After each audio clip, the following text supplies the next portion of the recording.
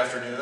I'd like to echo the comments that were made before by all of my colleagues that the students have been marvelous to work with today and so incredibly polite. And as I've been told with my own children when they're at school and behaving well, clearly they are saving up all their bad behavior for when they get home. You're welcome. The first piece that you're going to hear, I'll tell you about that in a minute. I also want to, before I forget, I want to thank Joy and Michelle and the parents and students for hosting us here at Chilton. Can we thank them for that?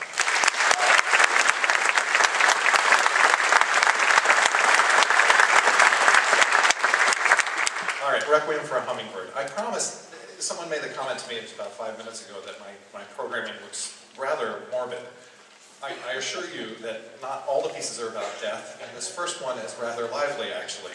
The composer, Mark Mellons, typically composes these long works, half an hour, 40-minute song cycles and symphonies, very long pieces, and I think he realized the day before that this piece was due the next day, so he had to get it done in a hurry, and it's rather short, it's about 2.5 minutes. And I think where he was composing, he was looking out the window at these hummingbirds in a feeder, and he calls his feeder a pub because these hummingbirds are constantly in search of sugar. They don't get enough sugar, they die. And so I think in his mind, he was thinking, if I were one of those hummingbirds and my buddy happened to die, I'd write him this funky little ditty. And you'll see, it's rather appropriate to hummingbirds.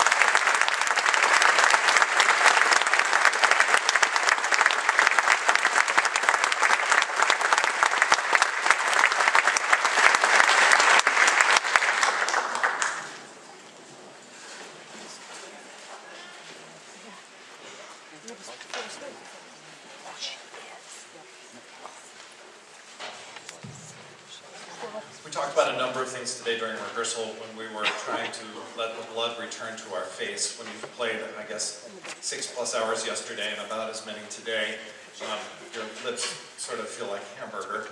And so you need to take breaks, and we certainly did this afternoon. We talked about all sorts of things. And my message frequently when I'm able to when I'm able to fit in events like this and conduct around my performing schedule, my message that I always talk about is that frequently with high school musicians, we think that music ends after the high school experience.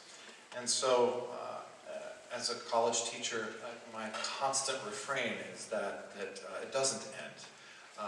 Whether you choose to go on to college or not, music continues in the form of community groups, if that's where your path lies, or whether it be in college, which for many of these folks, that's where their path lies in college. That experience continues on whether you're a music major or not. I have students of all sorts of majors in my band at college, and I embrace that and love it. I want it to be a rainbow. It's what makes life interesting and musically diverse. And there are experiences that are choir and band once a week and 5 days a week, and ranging all the way up to what you would do as a music performance major, where you're playing all day, every day. And we frequently forget that music does not have to end. And we talked about all the reasons why it shouldn't end, and they're going to illuminate you in the car on the way home as to why all those reasons we should continue to play music. Hopefully they remember.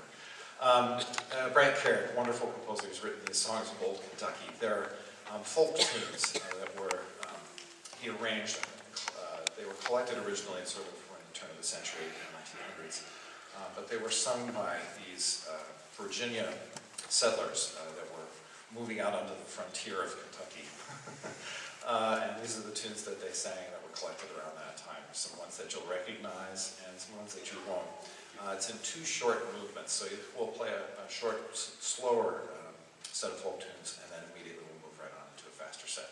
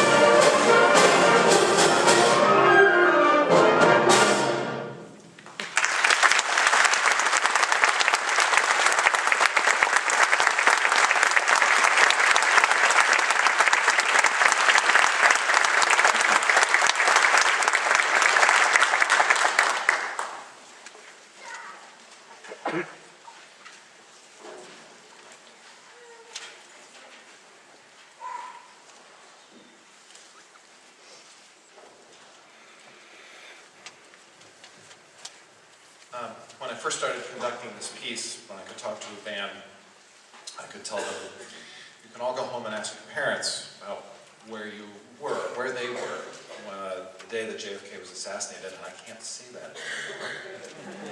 I have to say, you have to go and ask your grandparents, some who are here this evening, this afternoon, you can remember where you were and what was happening on the night that JFK was assassinated. Youngest president ever elected. And this piece was written a year after that event.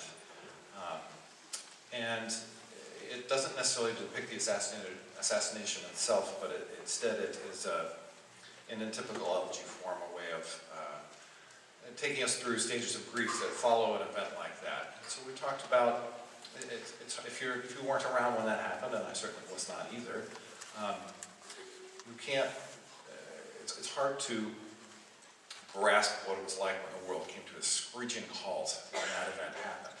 You can only imagine as if it happened today, what it would feel like and what it would mean. And there are a lot of ways to look at an elegy in a piece like this, but the way I love to think of pieces like this, Requiems or Elegy, is that it's a way for us as musicians, instrumentalists in particular. There are emotions that you feel in the results of, in situations of loss, and grief, and death, that it's very hard to articulate those in talking to someone else. But music, and in this case instrumental music, is a way of channeling that and recognizing it, processing it, and performing it. So this piece, you can certainly attach any personal feeling of loss you want to the piece, but it was written in mind of JFK. Lopresti wrote this piece years ago, nearly 50 years, and I still think it's a fantastic piece of music, and I'm glad that it's stood the test of time. This is Elegy for a Young American by Lopresti.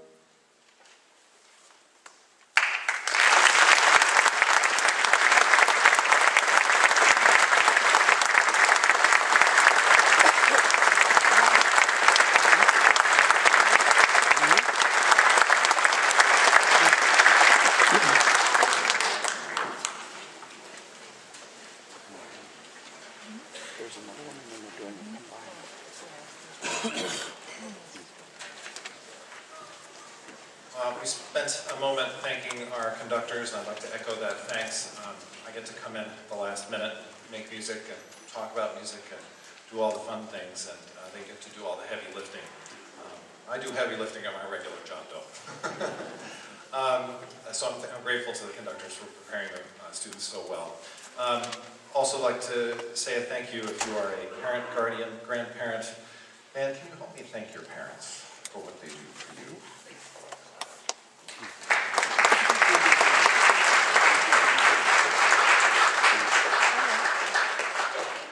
My children applaud about as enthusiastically for me.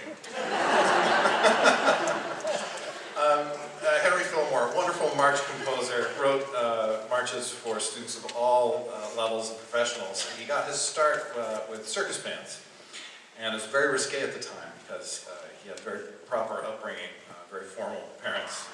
His father's an engineer, and he was off on the road with the circus band, and he married the exotic dancer Mabel. Fillmore went on to a wonderful career of teaching young people, inspiring, and just being a fabulous band leader on all fronts, but that's the one juicy tidbit I can tell you about Henry Fillmore. His honor is a great march. It's been a pleasure, and thanks for letting me work with the students. I had a great time with them today.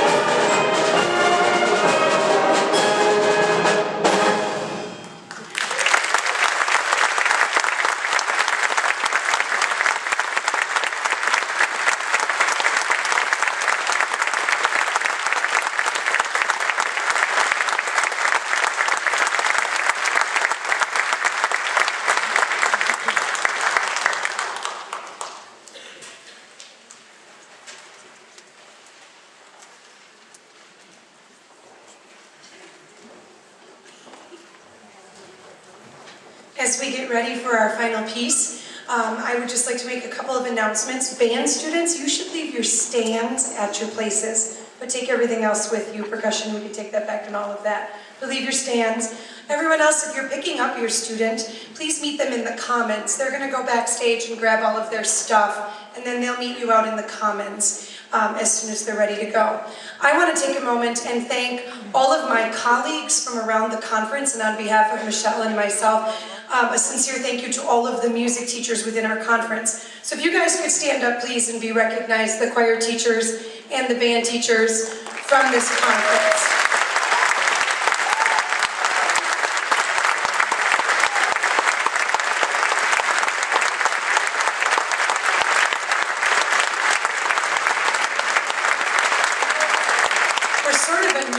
A new family this year, so it's been fun to get to know everybody. I also want to thank many of the names that under the special thanks on the back of the program are people here in the Chilton School District who helped to put this together, and I especially want to say a note of thanks to our food service for the delicious lunch that we had today, and our custodial service for keeping things looking awesome while we've been here today. And on behalf of Michelle and myself, I'd like one more time to thank our guest conductors for their wonderful work that they have done with our students these past couple of days. So let's give them one more round of applause, please.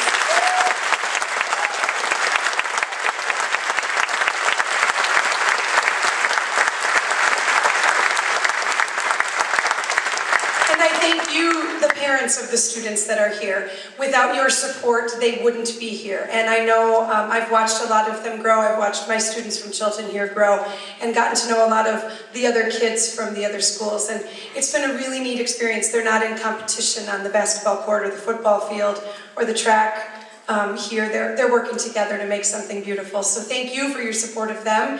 And we look forward to having this event for years to come. We're going to finish with Battle Hymn of the Republic.